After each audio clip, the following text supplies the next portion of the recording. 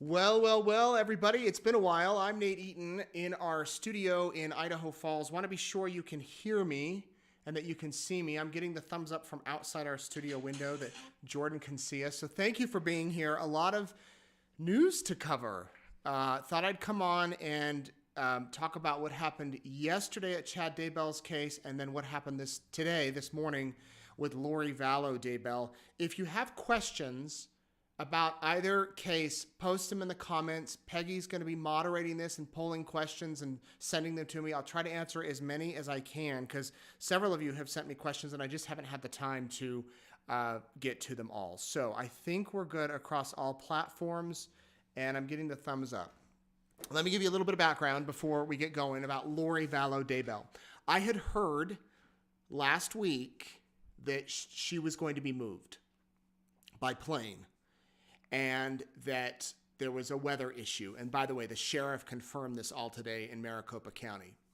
So I was, in fact, I had a story written up last Wednesday night, Tuesday night. Do you remember? If you follow my Facebook, I did a post about how the Idaho Department of Corrections said Lori Vallow is no longer an inmate, but then it said also that she was still being housed there. So I checked with the prison. They said, no, she's still here. It was a glitch. When in reality, she was supposed to be moved. She was supposed to be flown, as the sheriff said today. That didn't happen. Then it was Thanksgiving. And now we know that yesterday morning, early, I believe it was, I have the time that she left Pocatello, 9:44 a.m. They picked her up at IDOC in Pocatello. I doubt she had much warning. And per the extradition agreement with Arizona, the Idaho Department of Correction transferred custody of Lori Vallow Daybell to a transport team from Maricopa County, Arizona at 9:44 a.m. Wednesday. The transfer occurred at the Pocatello Women's Correctional Center, where she has been incarcerated since July 31st. They put her in the car and they moved her across down, I guess, from Pocatello, down through Utah, down to Arizona in Maricopa County, where she was booked around 1 a.m. She was arraigned, I believe, around 2 a.m. And they actually shared video that I want to show you. There's no sound on this video, but this is kind of a glimpse. Not that, but if you haven't watched our Secret Santas, you should. This is a glimpse at Lori. I don't know why my computer's doing this. Hold up. Sorry, stand by. Lori being booked and processed at the Maricopa County Jail. Here we go. There's no sound, so you'll just have to take a look. I'm impressed that the sheriff's office shared this with the media. Very nice of them to do so. But you can see Lori is there. The sheriff said that they took 2 vehicles to transport her. And she is there in a blue jumpsuit. She has long sleeves. When she left the prison in Idaho, it's much colder here, probably in the teens for the temperature, than it is in Maricopa County. You can see the one deputy there has short sleeves. This is where they have to search her, make sure there's nothing on her, take off her shoes, check for any sort of contraband, any sort of weapons. As far as we know, there was none of that. There she is going through the x-ray, kind of like at the airport. The metal detectors, she flashed green, so she cleared that. And then it's off to be processed. Now, the sheriff made it clear that all inmates go through this process there in Maricopa County. Most facilities do this. They changed her into their uniform, which is the orange jumpsuit. She's got her reading glasses there. This was after like a 14, 15, 16-hour drive, by the way. And now they're going to take her photo, her mugshot.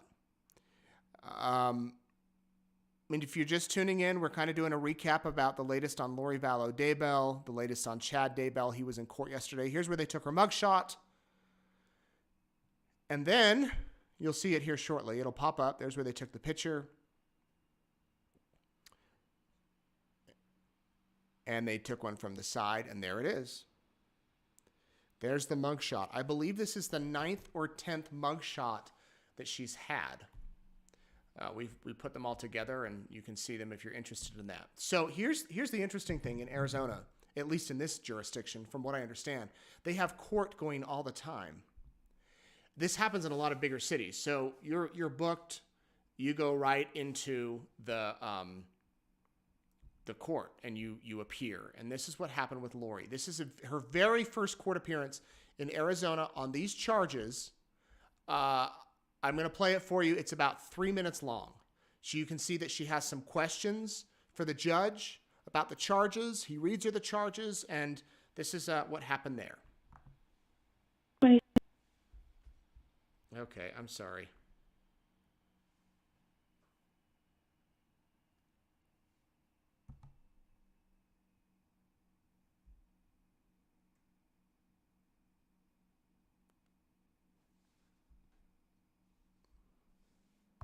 Okay, we don't have sound on this one, but I know there's sound there. So I'm going to bring this volume up. That might be because I'm muted.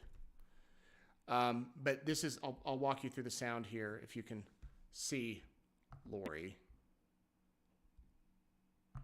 not the dancers. Basically, Lori had some questions for the judge when she went before the judge for the first time. He read her the charges, 2 counts of conspiracy to commit murder. And he asked if she had any questions. She asked, okay, I think we have it now. If not, I'm going to ask Jordan if he can come in and take a look at this. Jordan, I'll get Jordan in here to help me out, because Jordan helps me out in all situations in life. Okay, Jordan, can you just check the sound on this so that we can play this? We threw this together like 15 minutes ago, by the way, so it might be an issue over here. I'm not sure. Lori appears in court, 2 in the morning, 3 in the morning, I believe, before the judge. He reads her the charges. She asks if the 2 charges will be combined into one. Remember, she's facing a charge for conspiracy in Charles Vallow's death. And she's facing a charge in conspiracy for the shooting of Brandon Boudreaux and her niece's, Melanie Pawlowski's ex-husband. So she asks the judge, will these charges be combined? And he says they're separate charges, separate cases. She also asks if she'll have 1 or 2 attorneys. And so if you want me to play it, Jordan, I can, if that'll help. Play. Let's see if we can hear audio on this. This computer's being funky because it keeps I noticed that it keeps opening. restarting. Yeah. So, okay, there we go. So the judge said that, you'll be appointed most likely a public defender because that's what she'll need. She has no means, and they will take care of that situation. It was a short court hearing. It was like 3 minutes long. And then she went back to the jail. And then a few hours later, the sheriff held a news conference to talk about what's going to happen with her, the logistics of moving her from Idaho to Arizona. That's where he said they had planned to use a plane originally, but because of weather conditions, probably here in Idaho, they didn't want to risk anything. And that's why they decided to drive up here with 2 SUVs. Want me to try it again? Okay, so that's where it stands with Lori Vallow Daybell. So what happens from here? Well, Lori has another court appearance on December the 7th. Then, from today, I understand it's around, if she does not waive her right to a speedy trial, then they have to try her, I believe, in about 270 days, give or take a few days. Meaning there will be a trial for Lori Vallow Daybell within the next year. The other possibility is she just pleads guilty. She pleads guilty, and that's that. She gets sentenced probably to life in prison. I don't know, what, maybe another sort of sentence. She could walk in there on the 7th of December and say guilty, and then they set a sentencing hearing, and potentially within 3 months, it's done. And the sheriff in Arizona said they'd then send her back here to Idaho to serve her life sentence here. So that would be fascinating if the Arizona thing goes short. Given the fact that Lori Vallow Daybell in the past has not really done stuff like that, it's a good chance she will be, this will have another trial within the next year. And that'd be wild if Chad's trial's in April and May, then Lori has a trial in Arizona in like June and July. Excuse me. So, let me see if we can get this audio for you one more time. You want me to try it, or do you think? Oh, now we're not even seeing a picture. Okay, if you want to watch the footage, we have it on our YouTube channel of Lori appearing before this judge. Head over there and you can. We'll play that for you if Jordan gets it up here, but if not, that'll be okay. We can come back to that. Now I want to talk. So there's the status on Lori. I know a lot of you have questions on her. One of the big questions we had was, what's that? Oh, sorry. What about the official who said that they were going to wait and keep Lori here until all of the Idaho stuff was done? Well, that changed, obviously, or it was someone that may have spoken to a reporter who didn't quite know the plan, didn't quite know the procedure for what it was going to be, because there was some talk that they were going to keep her here, but that's not the case. While she's in Arizona, the appeal process here could be put on hold, could be placed on hold. By the way, I reached out to her attorneys here today. They had no comment about what's happening there. So it could be put on hold, or they can continue to, move things along. By the way, if you need to switch anything over just to test, we can. I do want to read you. You want to try it? Yep. No, it's still black. Maybe we reset this computer. Okay. We're gonna try to do this again. My apologies for the tech issues. I want to read you a statement that Brandon Boudreaux said that we could post, and it's he's the victim here in the center of the one case. He said, "Today I'm hopeful for a process that can bring about a small portion of closure to the many people who were affected by the actions of a few. It's taken several years and so much work by many people. In life, things rarely go as planned, and often we are quick to criticize and slow to gratitude.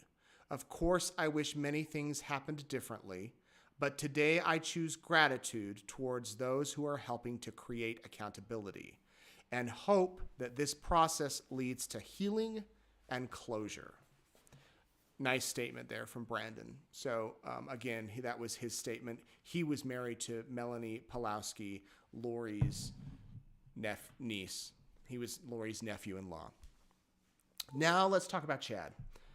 By the way, if you're just tuning in, we're doing a kind of a recap about the Lori Vallow on the move from Idaho to Arizona. Feel free to post your questions below, and we'll gather up a few of those, and I'll answer them. Peggy, if those start coming in, feel free to send them over to me.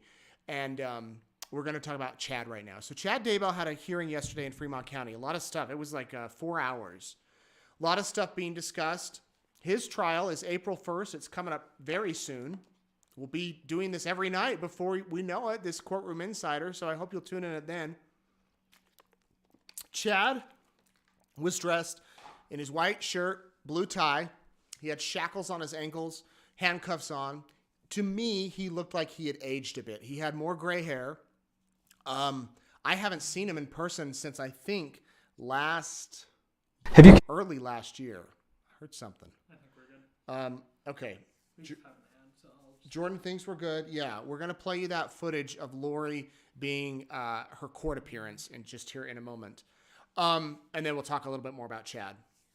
The good news out of yesterday's hearing is that the judge is going to allow cameras. Okay, cross your fingers. We're going to hit play. Lori's first court appearance in Arizona. Here we go. All right. So Ms. Vallow, you are appearing here on 2 cases. These are both grand jury warrants. What that means is that the grand jury here in Arizona has indicted you on 2 charges. The first case is CR 2022-001242-001. You're being charged in that case with 1 count of conspiracy to commit first-degree murder. It is a Class 1 felony committed on October the 2nd of 2019. The second case is CR 2021-001704-001. And in that case, you're also being charged with one count of conspiracy to commit first-degree murder. It is also a Class 1 felony. That offense allegedly occurred on July 11th of 2019. Now, I do have to advise you of your right to have an attorney and the right to remain silent. I will appoint counsel for you in both cases. I have a court date coming up for you called the not guilty arraignment hearing.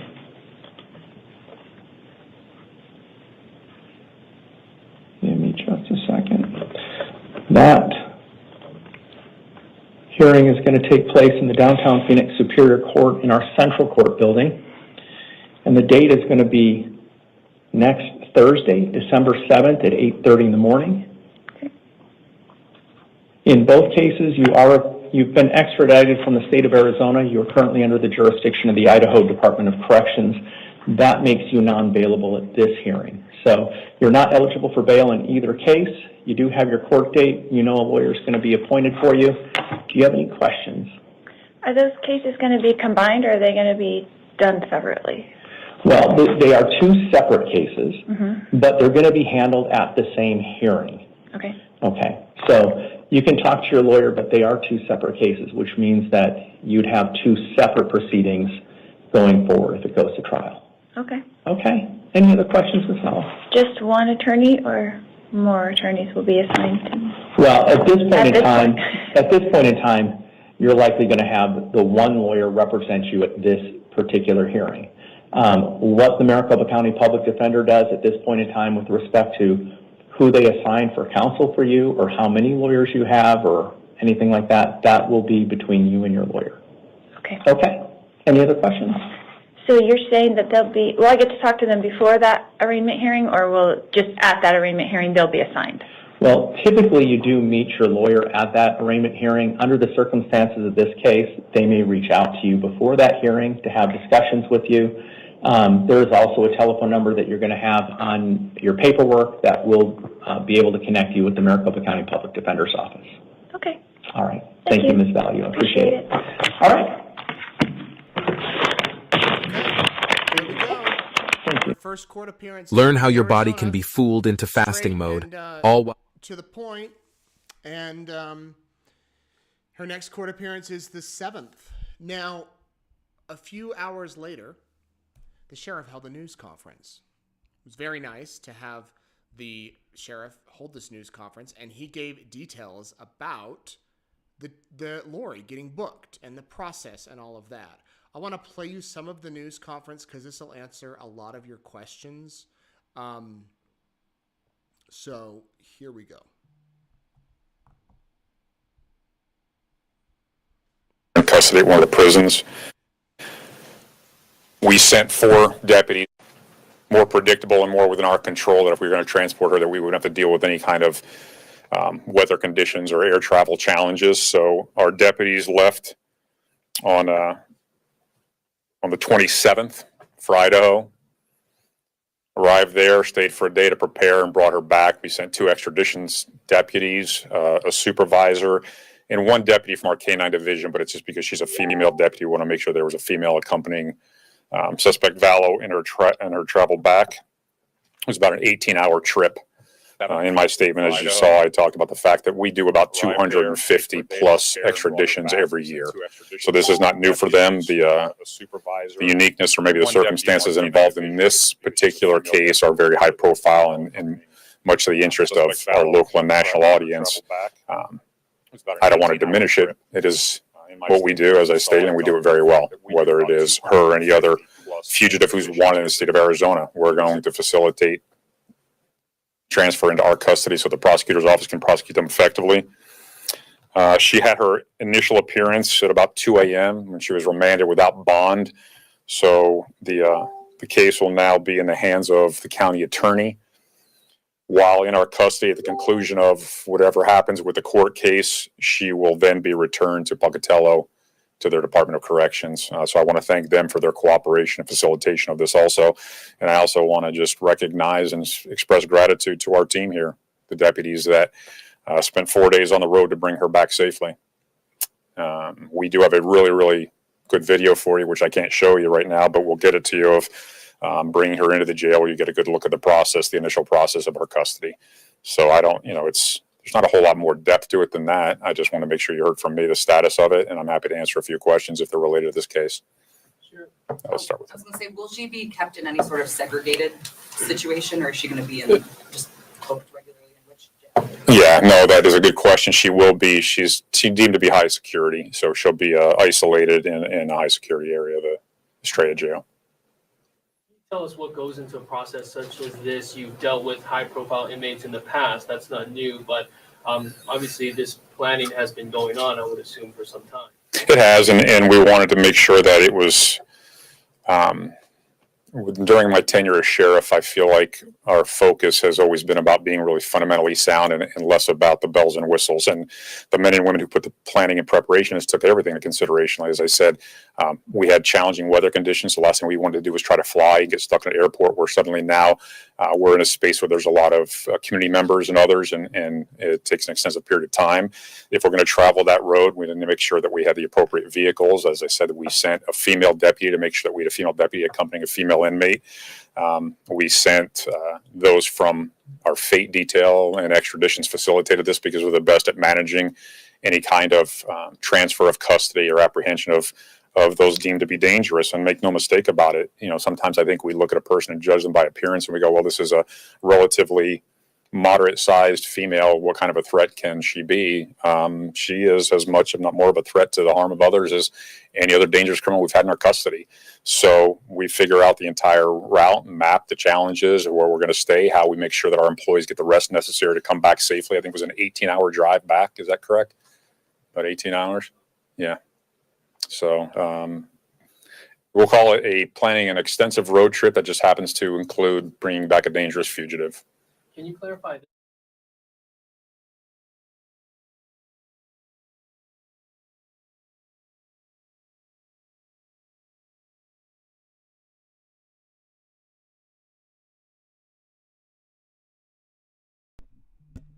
Okay, so check this out. Well, you can watch the whole news conference, by the way, on our website. But look at the middle between the curtains. Doesn't this look like a knife? Like the blade? It's not a knife, I promise. But it looks like the way they have these curtains and the TV. I mean, that's just crazy, if you ask me. It's not a knife. I promise it's not a knife. It's just the way that the room was set up. If you want to hear the sheriff, we posted the whole thing. He basically said that 2 vehicles came, 4-wheel drive vehicles came from Arizona. They had originally planned to fly Lori, but because of weather, they didn't. They drove up. They picked her up. 18-hour drive. They stopped along the way for food, for gas. He didn't say if they stayed in a hotel. I don't think they did. They had 4 deputies, at least with the crew, and then a female deputy too. Just so that she could be with Lori, and they drove her. She didn't get an iPad. She didn't get a Kindle. She didn't get an iPhone on the way down. It was just them. And, he also said she was very chatty, very, very talkative. Now that she's in the Maricopa County Jail, many of you have pointed out it's the same facility where Jodi Arias was. She's the woman who killed the man several years ago, stabbed him to death in the shower. It was real bloody and awful, and she actually thinks she had 2 trials. I didn't follow it that close, but Lori is in that same jail. They used to allow cameras in there to do interviews with inmates. I just received word that Lori is not doing any interviews at the moment. They asked her if she talked to me. She said no, but Lori has communicated to me in the past that she will talk one day. So we'll see when that happens. Okay, so that's Lori. Again, we have the video of her getting booked. We have the video of the news conference. You can watch all of that on our YouTube channel. Let me talk about Chad. Chad, 6 motions yesterday. Well, really 5/6. The big one is the cameras. Should cameras be allowed in the courtroom during his trial? John Pryor said yes. His family wants them. He wants a public hearing, public trial. Prosecutor argued against it. East Idaho News, we hired an attorney, led a media coalition to join us. A couple of other agencies did. And we said that you all have the right to watch. Well, Judge Boyce agreed to a point. in the fact that it will be court cameras that will bring you the feed. You can still watch it, which is great, and the sound should be good, but it just won't be media cameras. Now, media cameras generally are much clearer quality. We zoom in, we zoom out. We have a mute button for coughs. I didn't use it. But regardless, it's a good decision, in my opinion, that cameras will be in there for Chad's trial. Another issue brought up. You can watch all of that, by the way. You can watch all of yesterday's hearings on there, on our YouTube channel. Another issue was whether to move the trial back to Fremont County. So when the trial was moved from Fremont County to Ada County, Chad's attorney argued that there was a saturation of media coverage, that East Idaho News was everywhere, that everyone was watching us. The prosecutor said they still felt they could get a fair and unbiased jury. The judge said, we got to move it to Ada County. Well, now the prosecutors argued that no, there's just as much media coverage there in Ada County as here, and that East Idaho News is an international platform, a national platform, not just in East Idaho. I think you all are proving that by showing me where you're watching from. If you're watching, I'd love to see, where are you watching from? Just Idaho or all over the place? Prosecutors were saying, listen, it might as well move it back to Eastern Idaho. John Pryor was against that. He said, no way, keep it in Ada County. The judge did not rule on that motion. I'd be surprised if he moved it back. That courthouse in Fremont is tiny. It's old. It's a beautiful courthouse. It's a historic courthouse.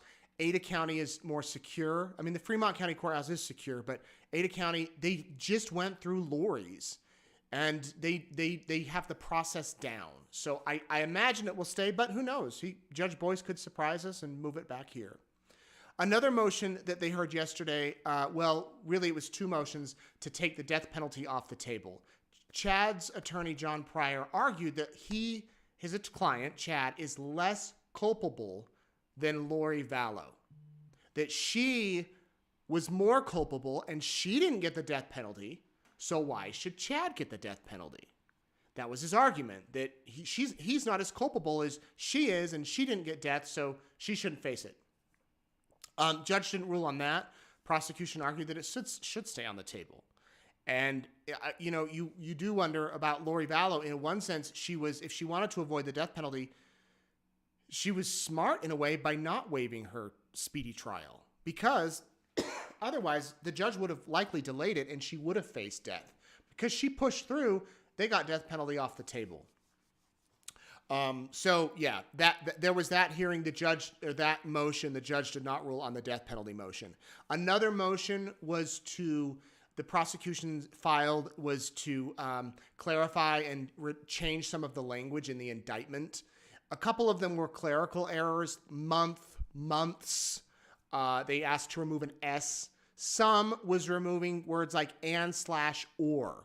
Which can change the meaning, and Pryor argued against them, but ultimately the judge said they can change the indictment up until, you remember during Lori's trial, right before everybody rested, the prosecution changed some of the language. And Boyce expressed a little bit of frustration with the prosecutors and said, we've been going at this for months and months, and just now you're changing the indictment? And Jim Archibald opposed it. He said, they can't change the language of it.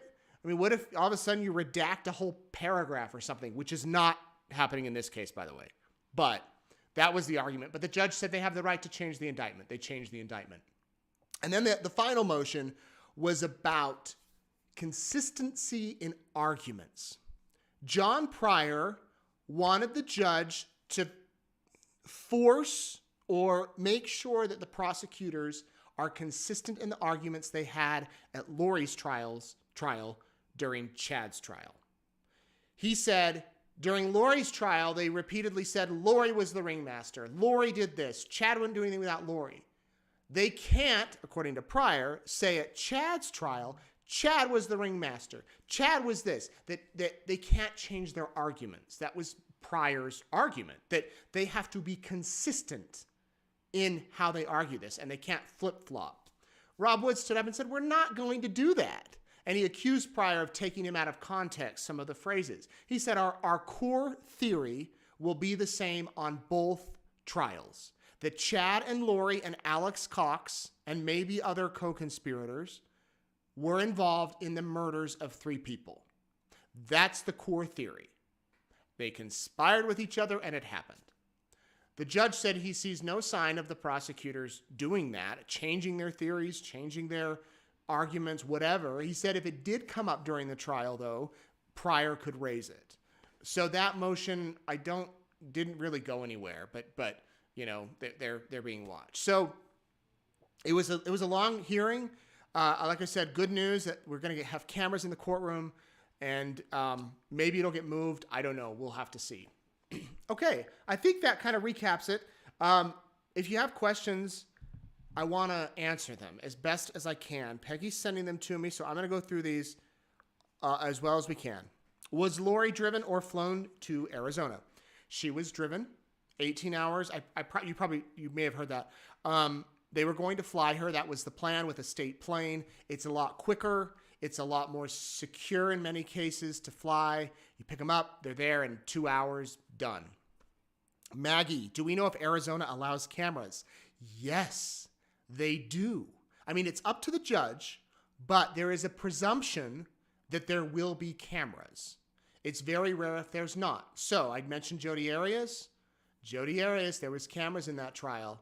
And somebody mentioned she did far more than stab the man in the shower. You're right. That's kind of what I remembered, but she's far more in that. So yeah, there should be cameras. We should have them at the hearing on December 7th, and hopefully every hearing going forward. If it goes to a full-blown trial, you can count on us. We'll watch it, and I'll go down there. Kim asks, is Lori facing the death penalty in Arizona? No. Now, as far as I know, she's not. It's a conspiracy charge. In Idaho, it has to be first-degree murder, a capital case, and this is not a capital case down there. They do have death penalty. I would think it would be rare for them to do it, but maybe they will. Maybe they will. I just know that she is. The sheriff made it clear today that when she's finished in Arizona, she'll be back in Idaho. They're not going to keep her. I think the only way they would keep her is if she gets the death penalty, because obviously they then have to carry out an execution. Doreen, what charges is Lori facing in Idaho? What about Arizona? Okay, so her Idaho charges are done. Her case in Idaho is all done. She's appealing, and she was found guilty of the murders of JJ and Tylee, her children, the conspiracy to commit murders of JJ, Tylee, and Tammy Daybell, and grand theft, I believe, by deception. I get hers and Chad's mixed up. So charges done in Idaho, other than the appeal. Arizona, the charges are conspiracy to commit murder. Now, there was some confusion today. The sheriff said first-degree murder, premeditated. We checked with the prosecutor's office. I checked with Justin Lum, who's in Arizona. There may have been, all falls under the same umbrella about the law, but it's conspiracy. The indictment in Arizona is 2 conspiracy charges to commit murder. One on Brandon, one on Charles Vallow. Nate, how did you feel about being called out in court? Thank you, Cheryl, for noticing. Yeah, John Pryor called me out at one point. He said, Mr. Eaton's website, eastidahonews.com. You should all go like it.